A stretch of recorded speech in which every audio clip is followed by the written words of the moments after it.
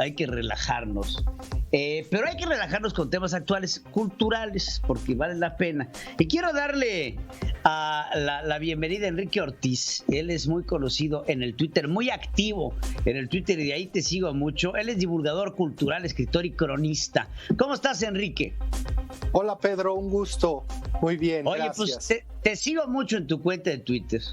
Gracias, me da mucho agradezco. gusto verla porque enriqueces el debate del Twitter de una forma muy bonita, porque pues nos hablas de la cultura de los mexicanos, que aparte es preciosa. Y justamente pedí que hablar contigo porque decía, bueno, hay que hablar del penacho de Moctezuma. Poco se habla del penacho ahorita que está de moda pedir todo y pedir disculpas de todo. Entonces, sí, háblanos de este Moctezuma Xocoyotzin, Moctezuma II. ¿Qué es lo que sabes tú de este penacho? ¿Cómo llegó a Viena? ¿Por qué no se puede trasladar? Platícanos detalles. Sí. El registro más antiguo que tenemos en Europa del famoso penacho de Moctezuma, que en realidad el nombre correcto sería un Quetzalpanecayotl, y que no tenemos la certeza que lo haya usado Moctezuma, es en 1596, en la herencia de Fernando de Tirol, un monarca de Alemania, europeo. Ahí es cuando por primera vez tenemos un registro escrito del penacho. Hernán Cortés en sus cartas de relación nos comenta que había unos tocados, ¿no? Unos sombreros que le había regalado Moctezuma en 1519. En la primera carta de relación comenta esto. Y no había uno, sino había dos. No, había dos. La realidad es que no tenemos la certeza de que se esté refiriendo puntualmente a la pieza que actualmente conocemos como el penacho de Moctezuma. Es muy probable. Seguramente que este penacho, que en realidad tenía un pico de oro, eso es importante comentarlo, tenía un pico de oro que en la actualidad pues ya no existe, seguramente que fue retirado y fundido pues por el valor de este material, de este metal.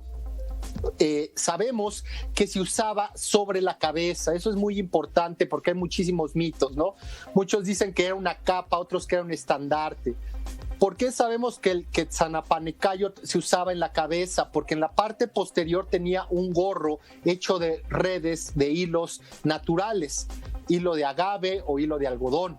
Es de lo que está compuesto el penacho. También tiene dos tiras de cuero que se amarraban debajo de lo que es el mentón. Finalmente tiene dos varillas de madera, digamos, flanqueando el rostro, la cara, que se tomaban con las manos. Y el objetivo de esto era mover tridimensionalmente el penacho. No como actualmente está exhibido, ¿no? Que parece está plano y parece un estandarte. En realidad el penacho, pues con el pico de oro, imaginémoslo, lo usaban los sacerdotes mexicas o posiblemente un guerrero de alta jerarquía, y en las danzas rituales se lo colocaban, y seguramente que también había una prenda de vestir con este mismo tipo de tratamiento, y con estas dos varillas movían el penacho como si fuera un quetzal en vuelo, ¿no? Es maravilloso, era tridimensional la pieza. Sí, pero no, bueno. Entonces, dicen que lo plancharon, ¿no? Que lo plancharon porque lo confundieron con un faldón, lo que hace que pues pierde toda la elasticidad. Yo te quiero hacer una pregunta. Veo que México lamentablemente ha perdido mucha de su cultura y su información. Hoy vemos que retiran las estatuas y los monumentos a Cristóbal Colón, lo acusan de genocida. Vemos que acusan a Hernán Cortés de violador de mujeres. ¿Qué nos puedes hablar de esta época, de este sincretismo cultural, que nos regrese un poco a lo que somos los mexicanos y entender, por lo menos, o así lo entiendo yo, que sin la llegada de los españoles, pues México no existiría? Porque México, no hay México sin la llegada de los españoles. La primera premisa sería, la historia de la humanidad está llena de violencia, está llena, ¿no?, de conquistas, de sangre, lamentablemente, ¿verdad? Lamentablemente desde que cazábamos mamuts así ha sido.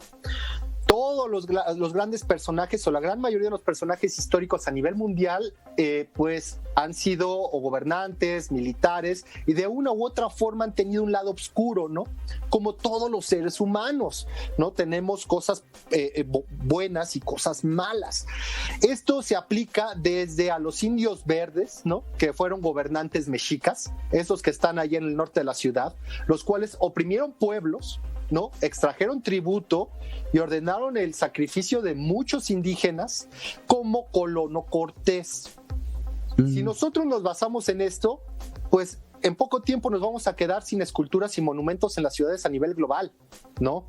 Creo que nosotros como mexicanos tenemos que entender que tenemos dos raíces o hasta tres, que es la africana, es muy importante eso. Tenemos que reflexionar y asimilar esta condición nuestra como mestizos, que somos un pueblo mestizo.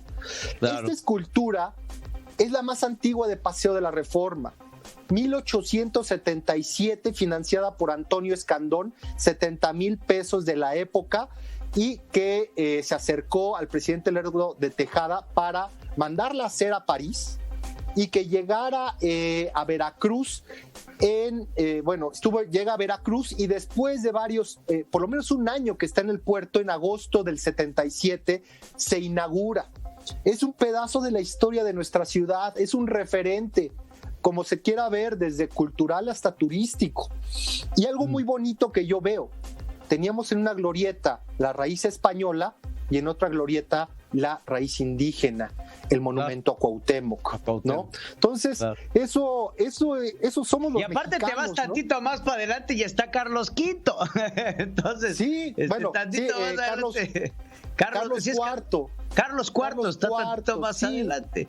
Digo, entonces, se nos olvida a los mexicanos que pues la conquista de México fue en realidad una conquista de nativos contra nativos. Pues, ¿cuántos llegaron con Cortés? Pues, ¿qué llegaron? 200 pelados con algunos arcabuces y algunos caballos para conquistar un imperio de 110,000 habitantes. Pues por favor, sí. El 98% de la tropa pues era tropa indígena.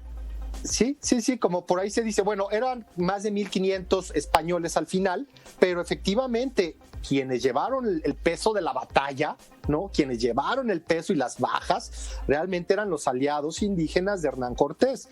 Por ahí digo, sesgando un poco, pero sí, o sea, la conquista la realizan los indígenas y la independencia la realizan los españoles o descendientes de españoles, los criollos. Digo, sesgando y simplificando un poco, pero es sí tiene ese lema, sí tiene algo de verdad.